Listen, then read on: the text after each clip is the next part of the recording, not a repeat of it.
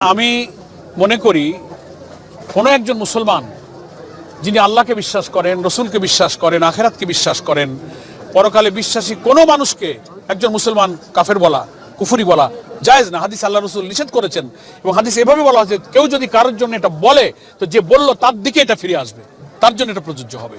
উনি এটা বড় অপরাধ করেছেন। এই জন্য আমরা দুঃখ করে বলেছি যে আমরা ধারণা করেছিলাম যে উনি বিদেশে লন্ডনে গেছেন, লেখাপড়া করেছেন, কিছুটা পলিটিক্যাল ম্যাচুরিটি হয়তো আছে, কিন্তু দেখি যে উনি তো এখন বড় মুফতি হয়ে গেছেন। বিলেত থেকে মুফতি ফতোয়া দিয়ে দিচ্ছেন যে কেডা মুশরিক আর কেডা কাফের। এটা তার কোনো অধিকার নেই। এটা উনি রাজনৈতিক নেতা হিসাবে কাজটা সৌজন্যতা, শিষ্টাচার বোধের সাথে এই কথাটা যায় না। এটার জন্য আমরা তীব্র প্রতিবাদ করি। এটা বলার অধিকার ওনার নাই।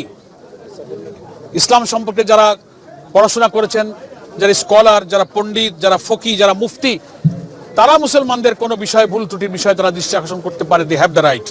কিন্তু তিনি তো এটা অধিকার রাখেন না। তিনি রাজনৈতিক বক্তব্য দিতে পারেন, সেজন্য আমরা এটার কথাটা খুব তীব্র নিন্দা করি।